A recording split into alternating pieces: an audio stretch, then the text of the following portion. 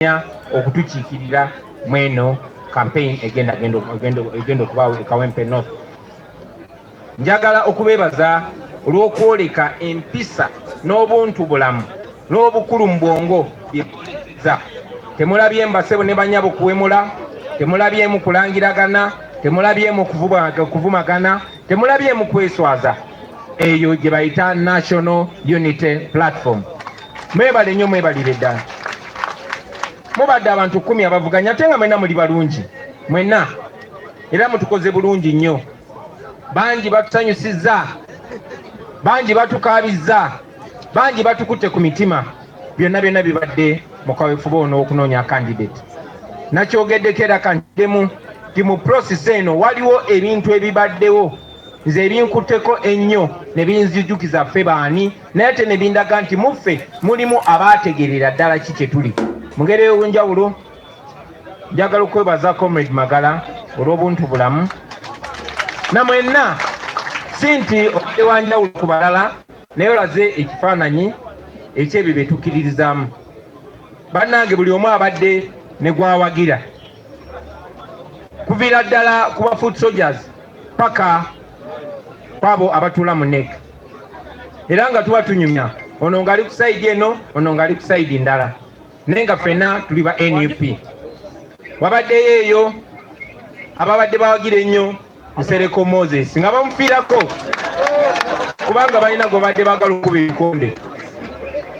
Waliyo abalala nga bagamba kakiika kadi agiri bukiika. Waliyo abalala omusanga nga yagamba nze saagala balala njagala Magala. Naye olwaleero akakiiko kaffe ak'ebyokulonda katulaze nti ebya Naggwano ajja okubikola ye Nalukoola. Sebo kandideeti waffe omulungi, twagala okuyozaayoza, yogayoga nnyo Sebo. Sebo nga tukwasa fulaga yaffe tukwinamu obwesige nga bwe tuyina mu bannaffe abalala, naye okunoonyereza kwonna kutulaze tulina enkizo okuba nno. Tukwinamu obwesige, twesiga nnyo omutwe gwo, twesiga n'omutima gwo. Naye kitukoze bulungi nnyo ate n'otugamba tukulabire ku bikolwa byo. Sebo amaaso n'abatalina galubindi tugenda zifuna, tukwetegereze bulungi, tukuyigireko, naffe tufuuke bannaggwano. Nze ng'omuntu kumanyidde emyaka mingi, manyi musajja muyimbi nga bakuyita Dr. Dandi. Njagala okusaba oyo muyimbi omukukunuleyo naye omuteekero reesi otukulembere, tugenda kuwagira, tugenda kukulira, tugenda kugoberera, tugenda kusitula ebigambo byagamba. Tulina essuubi nti togenda tutwaza, tulina essuubi nti ogenda tuleeta obuwanguzi. Bakulembere akuwa amaanyi, kuwa obukuumi. Tugenda mu campaign, tugenda mu lutalo. Obuzi buli ku muzindaalo. Zino tetugenda mu campaign, tugenda mu ki? Tugenda mu lutalo. Eno sampo 226 atandikira Kawempe. Tetwagala sijjasibwa MP bwe Kawempe kuba obwo twabuwangula dda, tugenda buddamu buzinunula bibya. Twagala bukozesa nga seppulingi gye tuyimirirako okunonayo entebe yaffe ennene gye bakka ogyoyogeddeko. His Excellency Robert Kyagulanyi Ssentamu ayogerako eri abantu. Kano akatebe akatono ak'e Kawempe tusaasira tukaleete, twagala tukakozese. Njagala okuyita Deputy President wa Buganda Region, Mobilization Secretary, Sebo nawe osembere wano, ne ba deputies bo bakwase omulwanyi basindike mu lutabaalo. Mu kiseera kino President w'ekibiina kya National Unity Platform Robert Kyagulanyi Ssentamu mu butongole agenda kukwasa Nalukoola eri ttiimu ekulembera ekitundu ekya Buganda wano mu Central. Shalom Television Uganda. Bw'atyo Nalukoola bwe batyo Nalukola essaawa eno bwe batyo bamukwasiza Deputy President ow'ekitundu ekya Buganda Muhammad Muwanga Kivumbi, bamukwasiza flag ne umbrella saako n'akulira kungo oba okunoonyeza ekibiina bendera Fred Nyanzi Sentamu bwe batyo bakulemberemu olutabaalo olw'okulaba nga enteekateeka zonna ez'okwetaba mu kalulu ak'akawempe ey'obukiikakkono zigendera ddala mu maaso. Ebyo nabyo bikyatambula bwe bityo kozi okuddirako emabega katono nnyo flag eno babadde bagivuganyiza abantu 10 ng'era akutte eky'ekkumi ye Pastor Kakiika Fred Amwagala yitirakawo Kaleero ojja musanga ng'abuulira ekigambo era yeesimbawo ko ku bwa kansala we Kaleerwe mu box n'afunamu obululu bwe bwali 7 wabula na opportunity bweze ya MP ne yeesowolayo naye